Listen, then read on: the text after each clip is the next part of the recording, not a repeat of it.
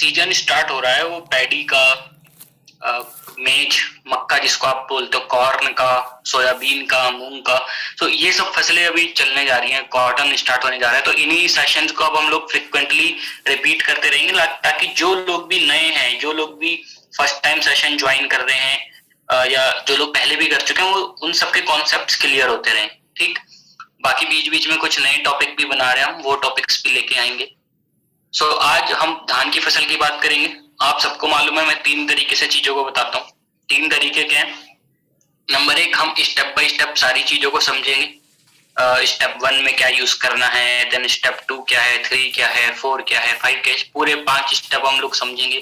किसी को शुरू से लास्ट तक करना है अगर धान में यूज, तो कैसे करेगा।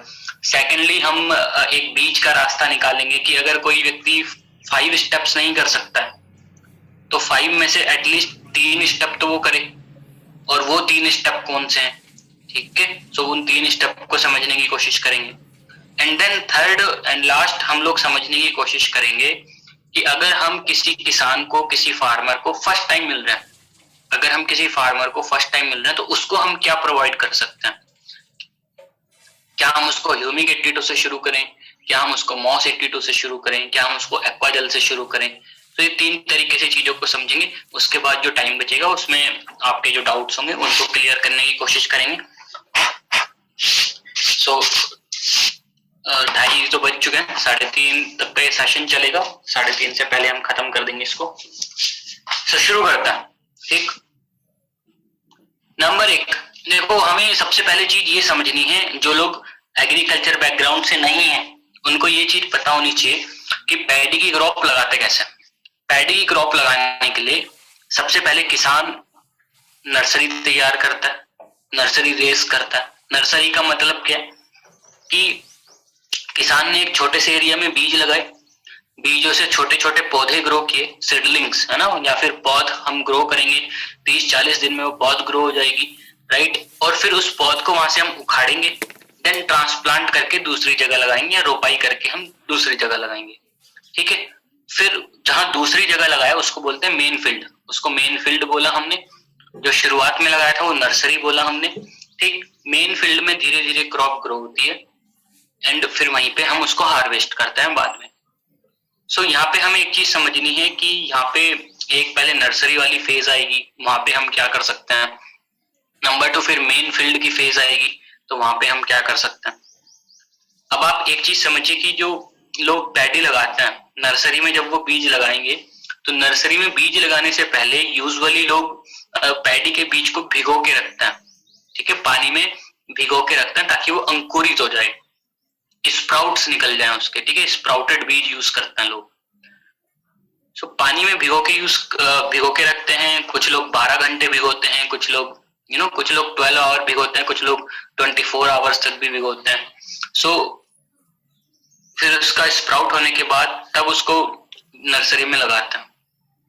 हम क्या कर सकते हैं, हम लोग यहाँ पे सीड ट्रीटमेंट करवा सकते हैं। जब कोई व्यक्ति नर्सरी में बीज लगवाता है तो नर्सरी में बीज लगाने से पहले हम सीड ट्रीटमेंट करवा सकते हैं।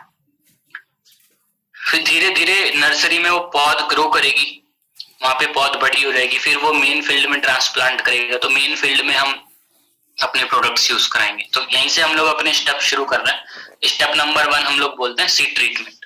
सीड ट्रीटमेंट, तो नर्सरी में जब कोई व्यक्ति बीज लगाएगा, नर्सरी में बीज लगाने से पहले वो व्यक्ति सीड ट्रीटमेंट कर सकता है। एंड सीड ट्रीटमेंट करने के लिए हम लोग के पास 2 प्रोडक्ट्स हैं, एग्री ह्यूमिक है एंड एग्री प्रोटेक है, ठीक है। Agri Humic and Agri Protech, ठीक। ये 2 प्रोडक्ट्स हैं। इन 2 प्रोडक्ट्स को हम लोग सीड ट्रीटमेंट के लिए यूज करते हैं। सपोज आपको देखो पैडी में करना क्या है, यहाँ पे पिक्चर्स के द्वारा चीजें एक्सप्लेन की हैं, है ना। अभी आप लोग चैट बॉक्स में कम चीजें टाइप करो और पूरा फोकस समझने पे रखो, ठीक है। लगातार कमेंट्स किए जा रहे हैं लोग, चीजों को समझने पे ध्यान रखो। फिर एक बार ये चीजें क्लियर हो जाएंगी, फिर हम आपका जो भी डाउट होगा वो आप टाइप कर देना। देखो मैंने आपको क्या बोला था कि लोग अक्सर क्या करते हैं, वो पैडी के सीड्स को भिगो के रखते हैं पानी में। सो सपोज ये जो पिक्चर नंबर 1 है, इसमें क्या दिखाया गया है, इसमें यही दिखाया है कि एक बाल्टी पानी हमने लिया, उसमें किसान ने बीज डाला, उसको भिगो के रख दिया, ठीक है। सपोज उसने पूरी नाइट के लिए बीज को भिगोया था, उसके बाद सुबह सुबह उसने वो बीज पानी में से निकाल लिया और एक एक टप में है, ठीक है। अब हम क्या कर सकते हैं, ये जो गीला बीज है ना, ये गीला है क्योंकि पानी में से निकाला हुआ है। सो इस बीज के ऊपर ये हम एग्री ह्यूमिक डाल सकते हैं, राइट। इसको मिक्स कर सकते हैं अच्छे से। सो अगर हम एग्री ह्यूमिक बीज के साथ मिक्स कर रहे हैं तो वो कितना यूज किया जाएगा, 5 ml पर केजी, 5 ml पर केजी के अकॉर्डिंग यूज किया जाएगा। एंड हम चाहें तो साथ में एग्री प्रोटेक्ट का भी प्रयोग कर सकते हैं जिसकी डोज रहेगी 10 ग्राम पर केजी। ह्यूमिक का यूज हम क्यों कर रहे हैं, ह्यूमिक का यूज हम कर रहे हैं जिससे कि जो सीड्स हैं उनका जर्मिनेशन अच्छे से हो सके, सीड्स अच्छे से जम सके, उसका रूट ग्रोथ अच्छे से हो सके एंड सीडलिंग्स अच्छे से ग्रोथ कर सके, वो पीली ना पड़े, येलो ना पड़े। एग्री प्रोटेक्ट का हम यूज क्यों कर रहे हैं, एग्री प्रोटेक्ट का हम यूज कर रहे हैं जिससे कि हमारे सीड्स का ट्रीटमेंट हो सके और आगे जाके उसमें फंगस की प्रॉब्लम्स ना आए। तो फंगस से बचाने के लिए हम एग्री प्रोटेक्ट से सीड ट्रीटमेंट कर रहे हैं। तो ये पिक्चर नंबर 1 में हमने सीड्स को पानी में भिगोया था, सेकंड में हमने वो जो गीला बीज था उसको साथ हमने ह्यूमिक एंड प्रोटेक्ट मिक्स किया एंड फिर हमने उस बीज को थोड़ी देर सुखा के 30 to 45 मिनट्स सुखा के तब हम उसको नर्सरी में लगा सकते हैं। ये सीड ट्रीटमेंट का मेथड है, ठीक है। इसके बाद बात आती है कि ये सीड तो आपका रेडी हो गया, साइड बाय साइड आप लोग नर्सरी भी रेडी कर रहे हो, है ना, ये सीड लगाना भी तो है। अब सपोज ये आपकी नर्सरी है, ये नर्सरी का बेड प्रिपेयर हो रहा है ना, यहाँ पे हम ये देखो ये जो लेबर्स हैं ये आपका नर्सरी का बेड प्रिपेयर कर रही है। एक सेकंड रुको।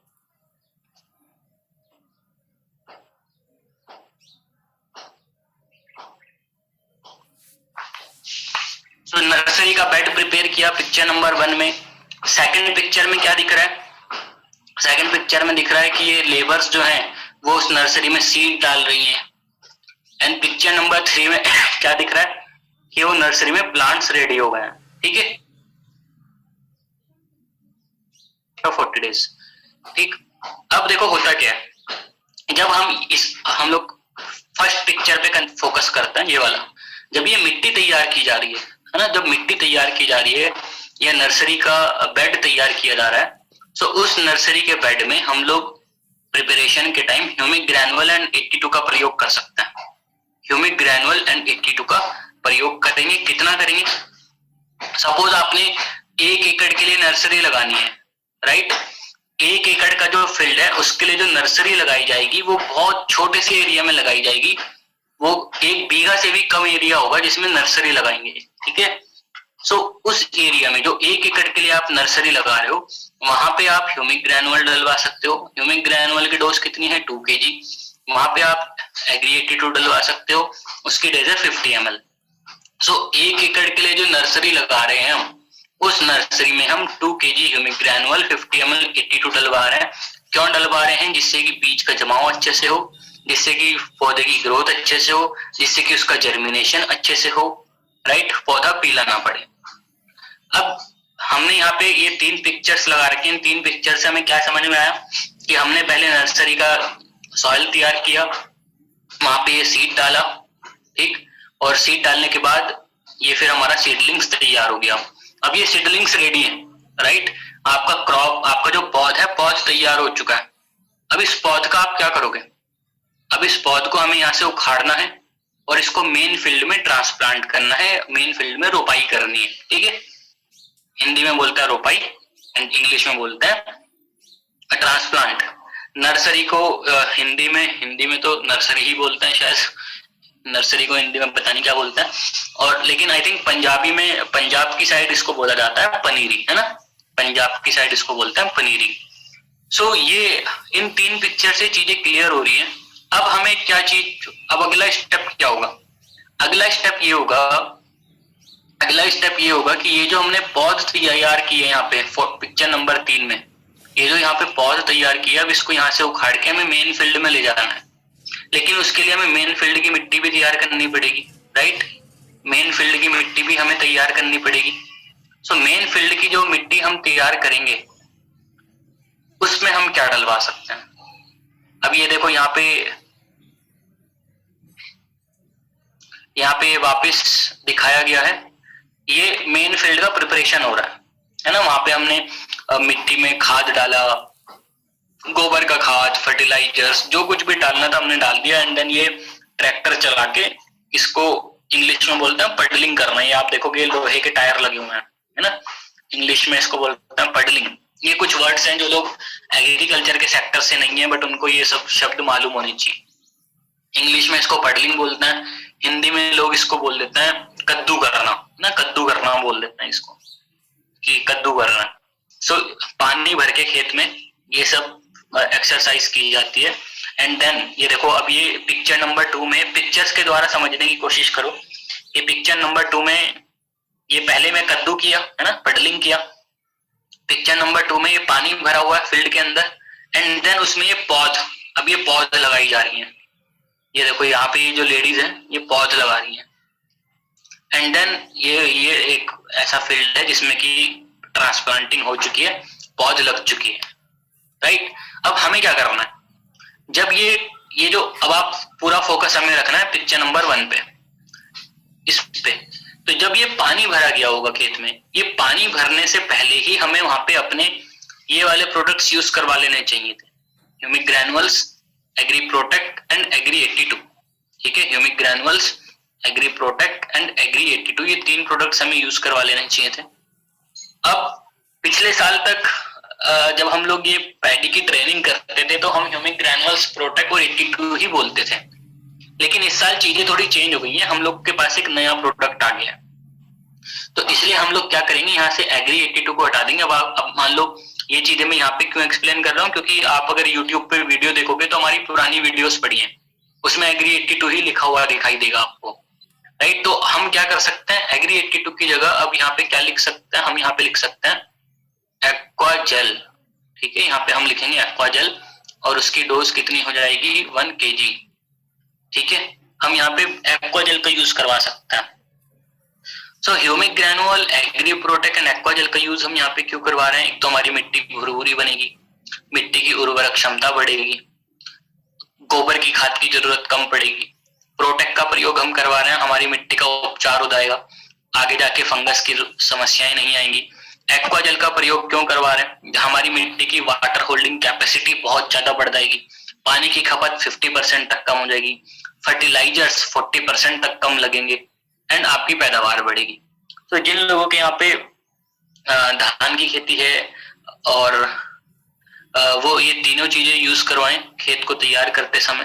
ठीक, डोज मैंने आपको सामने बताई दी। एक छोटी सी चीज जो हमें पिछले स्टेप पे फोकस करनी थी, जैसे स्टेप नंबर 2 था, ठीक है, स्टेप नंबर 2 के बाद स्टेप नंबर 3 आया। देखो कभी कभी क्या होता है कि जब हम लोग किसान को मिलते हैं तो शुरू में नर्सरी में वो प्रोडक्ट्स नहीं डलवा पाता या हम उससे मिलने में लेट हो जाता है, उसकी नर्सरी ऑलरेडी लगी हुई होती है और पौध भी थोड़ी बड़ी हो चुकी होती है एंड किसान हमारे सामने शिकायत करता है कि सर मेरी जो ये नर्सरी है, नर्सरी में जो पौध है वो हरी नहीं है, वो पीली पड़ रही है, राइट, येलो हो रहे हैं पत्ते। सो ऐसी अगर कभी शिकायत आती है तो आप वहां पे फिर ह्यूमिक एंड 82 का स्प्रे करा सकते हो। ठीक है, ये वाला स्टेप मैंने लिखा नहीं है बट आप अकॉर्डिंग टू रिक्वायरमेंट अगर ऐसी कोई समस्या आती है तो आप फिर ह्यूमिक एंड 82 का स्प्रे करा सकते हो। ह्यूमिक की डोज आप रखोगे 20 ml, 82 की 5 ml, और कितने लीटर के टैंक के लिए ये है डोज, ये डोज है 15 लीटर के टैंक के लिए। अब आप देखो यूजुअली हम लोग ह्यूमिक की डोज 30 ml यूज करते हैं स्प्रे में, बट यहाँ पे मैंने 20 ml कर दिया है। क्यों, क्योंकि जो पौधा है वो बहुत छोटा है ना, बहुत छोटा है, नर्सरी में है, पास पास रखे हुए हैं पौधे बहुत, ठीक, तो इसलिए 20 ml कर दिए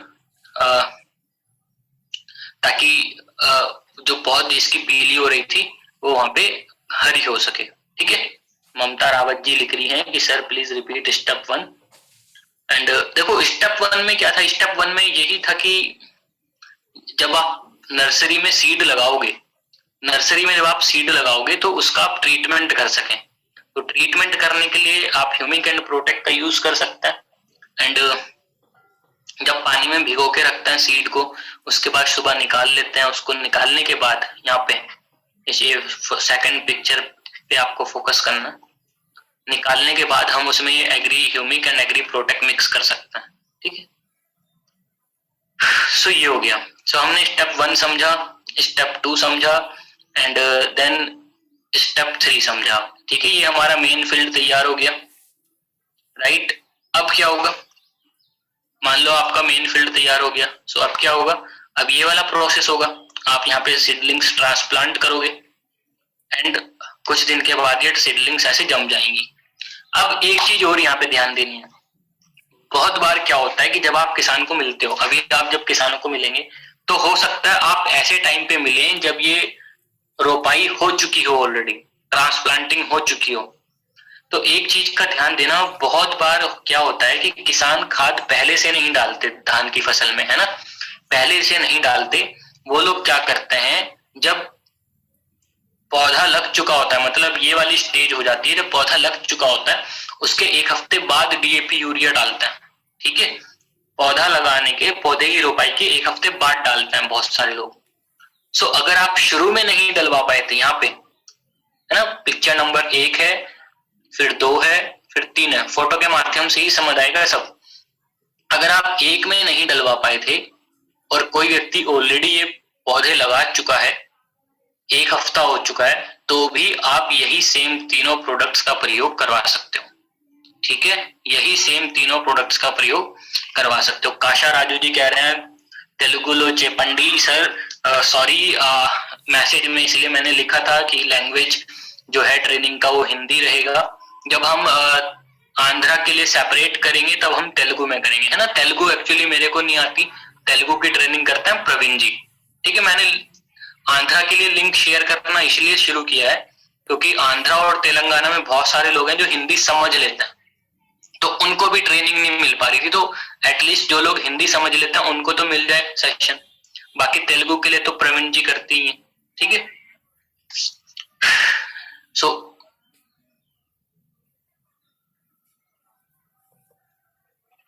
सो ये आई होप आप लोगों को क्लियर हो गया होगा। ठीक है, ईश्वर जी कह रहे हैं please provide crop time table. Ishwar ji I could not understand, मतलब what kind of crop time table आपको चाहिए। अगर सारी क्रॉप का टाइम टेबल चाहिए तो उसका सब क्रॉप्स का वीडियो मैंने अपने यूट्यूब चैनल पे डाल रखा है। आप लोग यूट्यूब पे जाना, मेरा नाम सर्च करना शिवम सिंगल एग्री ट्रेनर, और आपको हर क्रॉप्स की वीडियो मिल जाएंगी, स्टेप 1 2 3 4 5 इसी प्रकार से।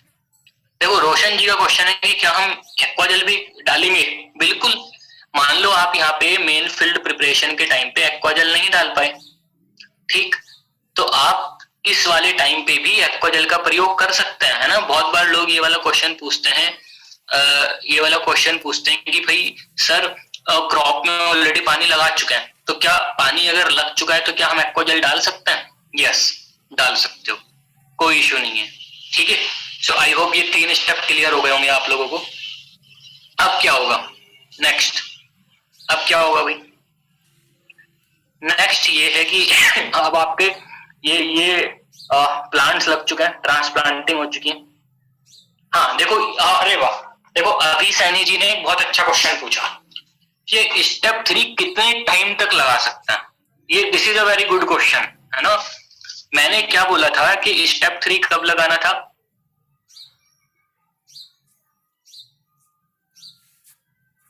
कर रहे थे तब, ठीक, लेकिन फिर मैंने बोला कि अगर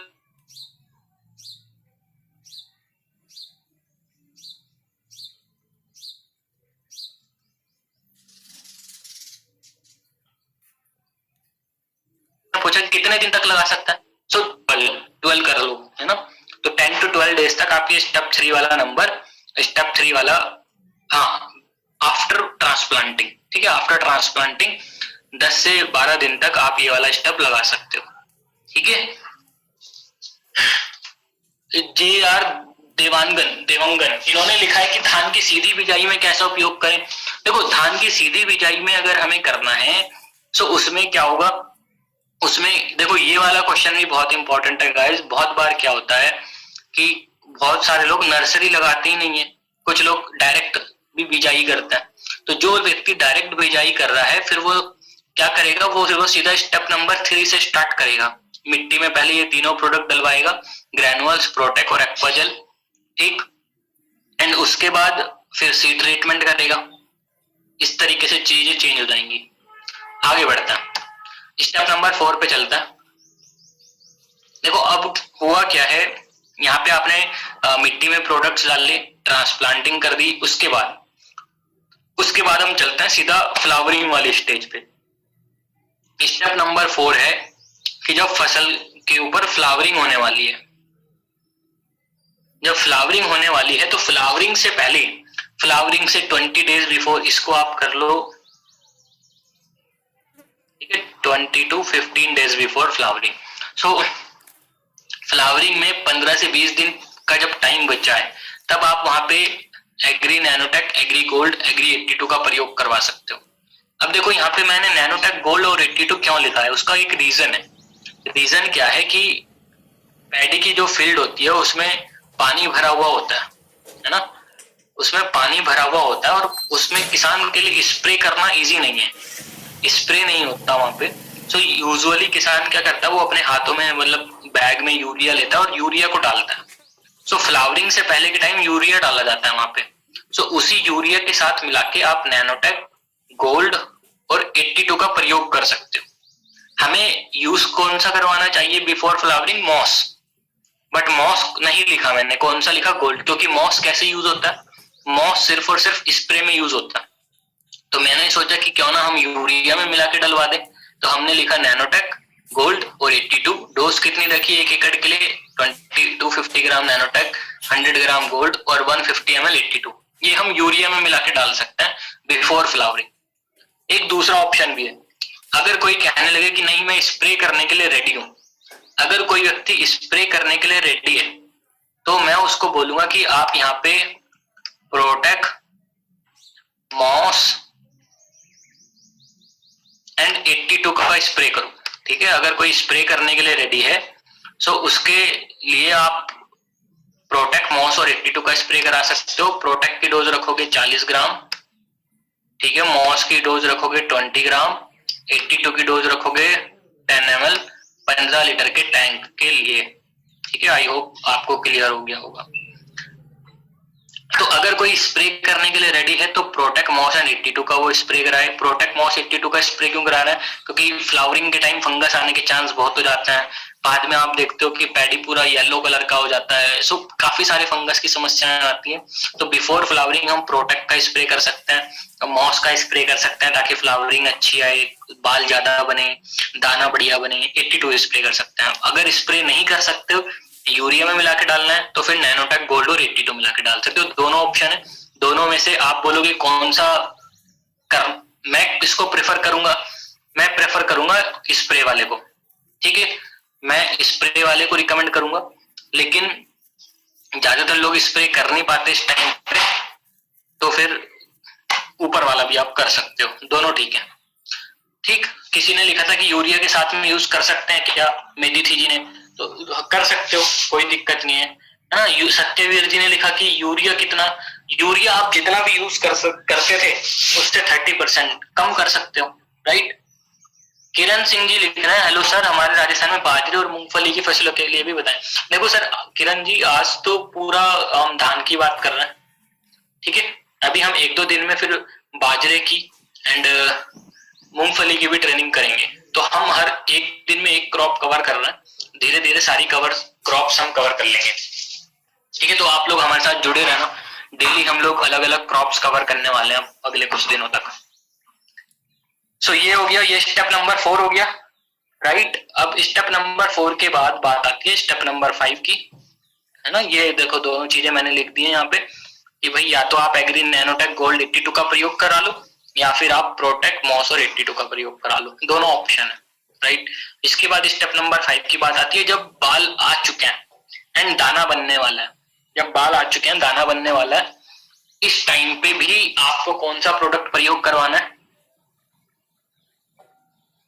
देखो संजीव जी ने एक बहुत अच्छी चीज लिखी, हाय सर ये पूरा स्टेप यूरिया के साथ मिलाकर यूज कर सकते हैं? यस, कर सकते, राइट। किसी ने लिखा कि प्रोटेक और नैनोटेक में क्या डिफरेंस है? प्रोटेक एक प्रकार का बायोफंगिसाइड है, वो फंगस से बचाने का काम करता है, और नैनोटेक के अंदर है माइक्रो न्यूट्रिएंट्स, वो न्यूट्रिशनल प्रोडक्ट है, ग्रोथ प्रमोटर है। सो नैनोटेक गोल्ड और 82 का प्रयोग कब करना है आपको? आपको प्रयोग करना है जब दाना बनना स्टार्ट होने वाला है, धान के अंदर दाना बनना स्टार्ट होने वाला है। सो उससे क्या होगा, नैनोटेक का स्पेशली रोल रहता है ताकि दाने की क्वालिटी अच्छी बने, उसकी चमक अच्छी आए, उसका साइज अच्छा है। गोल्ड क्या करता है, गोल्ड हम इस टाइम पे क्यों करवा रहे हैं, गोल्ड हम इस टाइम पे करवा रहे हैं जिससे कि क्रॉप के अंदर जो भी स्ट्रेस आ रहा था वो स्ट्रेस खत्म हो जाए। मान लो कहीं किसी को पानी की कमी हो रही थी, कहीं पे मौसम खराब हो रहा था, आंधी तूफान हो रही थी, सो इस प्रकार की समस्याओं से बचाने के लिए हम गोल्ड का प्रयोग करेंगे ताकि फसल किसी की गिरे नहीं। एंड 82 वेटर एक्टिवेटर का काम करेगा, मिट्टी में डाल रहे हैं तो मिट्टी में, स्प्रे कर रहे हैं तो फिर स्प्रे में स्प्रेडर का काम करेगा। सो यहाँ पे आपके पास दोनों ऑप्शन है, आप चाहे तो यूरिया के साथ मिला के डलवा सकते हैं, ये वाली डोज फॉलो करेंगे आप 250 ग्राम, 100 ग्राम, 150 ml 1 एकड़ के लिए, और आप चाहें तो स्प्रे भी कर सकते हैं। इस वाले टाइम तक पानी सूख चुका होता है खेत से तो आप स्प्रे भी करवा सकते हो।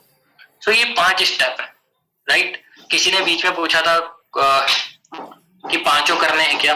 सो देखो जब व्यक्ति सिस्टम के साथ जुड़ जाता है, जो लोग सिस्टम में जुड़ चुके हैं, वेस्टीज में आईडी लगा चुके हैं, बहुत सारे किसान होते हैं जो कंसिस्टेंसी भी फॉलो कर रहे हैं, सो उन लोगों के लिए आप 5 स्टेप यूज कराओ। जो लोग अभी उतने एक्टिवली ज्वाइन नहीं किए हैं उनको आप कम से कम 3 स्टेप जरूर प्रयोग कराओ, राइट। कम से कम 3 स्टेप जरूर प्रयोग कराओ। और धान में वो 3 स्टेप कौन से होंगे, धान में वो 3 स्टेप होंगे 3rd, 4th एंड 5th। धान में वो 3 स्टेप होंगे 3rd, 4th एंड 5th। मतलब आप जब मेन फील्ड में प्रोडक्ट डालते हो तो डलवाओ, before flowering and after flowering. So ये 3 चीजें आप करवा सकते हो, 3rd, 4th एंड 5th। ठीक। सत्यवीर जी ने लिखा सर स्टेप 5 में यूरिया चलेगा, यस चलेगा, है ना, चल जाएगा। मोहन जी ने लिखा है शिवम जी टेलीग्राम का लिंक दे दीजिए, मैं टेलीग्राम और यूट्यूब दोनों का लिंक चैट बॉक्स में डाल रहा हूँ, कॉपी कर सकते हो अपने पास। तो जो लोग टेलीग्राम ग्रुप में नहीं है, हमारे पास टेलीग्राम का ग्रुप है जिसमें मोर देन 14,000 पीपल हैं जिनको एग्री की इंफॉर्मेशन डेली मिलती रहती है, हमारी ट्रेनिंग के लिंक्स मिलते रहता है, सारी वीडियो एंड पीडीएफ सब कुछ उस ग्रुप में है। आप क्वेश्चन वहां पे पूछ सकते हैं, टेस्टिमनी पड़े हैं बहुत सारे, तो उस ग्रुप में आप लोग जुड़े रहे, उसका लिंक मैंने शेयर कर दिया। एंड ग्रुप का नेम है वेस्टीज एग्री ऑल इंडिया। जहां तक बात है यूट्यूब पे वीडियो है कि नहीं, कुछ लोगों ने मुझे मैसेज भी किए थे सर वीडियो को हमें चाहिए यूट्यूब पे। सो इसकी वीडियो ऑलरेडी मेरे यूट्यूब चैनल पे पड़ी हुई है, तो वहां से आप देख सकते हो। ठीक है, आप सर्च करोगे शिवम सिंगल एग्री ट्रेनर तो वहां पे मिल जाएगी। सो हमने देखो क्या बात की आज, हमने ये बात की कि 5 स्टेप है। जो लोग एक्टिवली वेस्टेज में जुड़े हैं उनको आप 5 स्टेप यूज कराओ।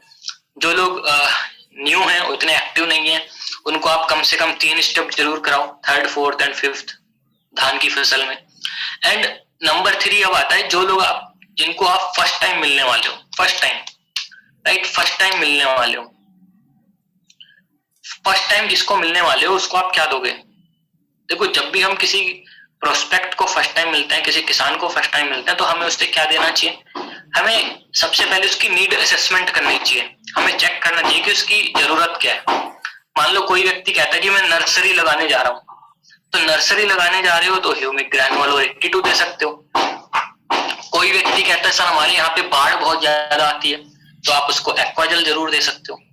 कोई कहता है हमारे यहाँ पानी की कमी है, तो उसको आप एक्वाजल जरूर दे सकते हो। कोई व्यक्ति कहता है जी हमारी नर्सरी में पौधे पीले पड़ रहे हैं, तो आप ह्यूमिक 82 का स्प्रे करवा सकते हो। कोई व्यक्ति बोलता है जी हमें मेन फील्ड में प्रिपरेशन करनी है, मेन फील्ड प्रिपरेशन करनी है, तो हम वहां पे ये ग्रैनुअल प्रोटेक्ट और एक्वाजल डलवा सकते हैं, right. So it all depends कि क्रॉप की रिक्वायरमेंट क्या है। कोई कहता है फंगस की प्रॉब्लम आने वाली है, तो आप वहां पे प्रोटेक्ट का यूज कराओगे, स्प्रे कराओगे। नीड क्या है उसको डिसाइड करना है, पहले देखना है किसान की जरूरत क्या है, उस हिसाब से प्रोडक्ट सजेस्ट करना है। और अगर सब चीजें ठीक है, सब कुछ नॉर्मल है, किसान आप कई बार लोग कैसे बोलते हैं कि जी हमारे यहाँ सब ठीक है और मेरे को कुछ ऐसा दे दो जिससे फसल की ग्रोथ अच्छी हो जाए, देन ऐसे केस में आप उनको ह्यूमिक और 82 यूज करा सकते हो। एक बार मिट्टी में यूज कराओ और फिर एक बार शुरू में यूज कराओ फसल लगाते टाइम, और एक बार बाद में जब यूरिया डल रहा है उसके साथ मिला के डलवाओ। सो ये 3 तरीके आप लोग अपने माइंड में रखें कि सारे स्टेप कैसे यूज कर सकते हैं, एंड कम से कम कितने स्टेप करें, एंड फिर किसी नए कस्टमर को क्या दें, राइट। सो आई होप सारी चीजें क्लियर हो गई होंगी। अब क्वेश्चंस को रिजॉल्व करने की कोशिश करते हैं। If it is soil less farming what can be suggested. देखो हरप्रीत कौर जी ने लिखा है कि सॉइल लेस फार्मिंग। अब देखो सॉइल लेस फार्मिंग अगर है, मतलब हाइड्रोपोनिक जिसको बोल सकते हो, एरोपोनिक्स बोल सकते हो, जहां पे सॉइल होती नहीं है वहां पे सब कुछ या तो वाटर के थ्रू दिया जाएगा या स्प्रेस के थ्रू दिया जाएगा, स्प्रे किया जाएगा रूट्स पे। तो ऐसे केसेस में आप ह्यूमिक यूज कर सकते हो, है ना, ह्यूमिक आप यूज कर सकते हो, वो एक अच्छा ऑप्शन है। सो ह्यूमिक आप ट्राई कर सकते हो वहां पे पानी के साथ या स्प्रे में। नसरुद्दीन जी ने लिखा कि प्रोटेक्ट यूरिया में मिला सकते हैं क्या? हाँ मिला सकते हो। सोमपाल गंगवार जी ने लिखा सर गन्ने की फसल 1.5 महीने की हो गई है, अब उसमें क्या यूज करें जिससे डिजीज ना लगे? 1.5 महीने की हो गई है तो आप, और डिजीज ना लगे। अब देखो अब आपको समझना है कि मैं इनका क्वेश्चन का आंसर कैसे कर रहा हूँ। जब आप में से जितने लोगों ने गन्ने की ट्रेनिंग अटेंड की है उन्होंने देखा होगा कि 1.5 महीने की फसल पे हम एग्री ह्यूमिक, एग्री गोल्ड और एग्री 82 यूज करवाते हैं गन्ने में। लेकिन अगर मेरे को किसी ने बोल दी, जैसे इन्होंने सोमनाथ जी ने बोला कि मैं चाहता हूँ फंगस की प्रॉब्लम ना लगे, तो ऐसे में फिर मैं उनको बोलूंगा कि आप प्रोटेक्ट गोल्ड और 82 कराओ, ठीक है, क्योंकि ग्रोथ के लिए गोल्ड काम करेगा। वो कह रहे हैं फंगस ना लगे तो मैंने प्रोटेक्ट दे दिया और 82 दे दिया। तो मैंने जो ट्रेनिंग में बताया था उसी चीज को मैंने चेंज कर दिया। क्यों? क्योंकि किसान की जरूरत कुछ और है। अल्टीमेटली हमें वो सॉल्यूशन देना है जो किसान को चाहिए, वो नहीं जिसका हमने रट्टा मारा है। रट्टा नहीं मारना है, कुछ भी हार्ड एंड फिक्स नहीं है। रिक्वायरमेंट के हिसाब से आप चीजें चेंज कर सकते हैं।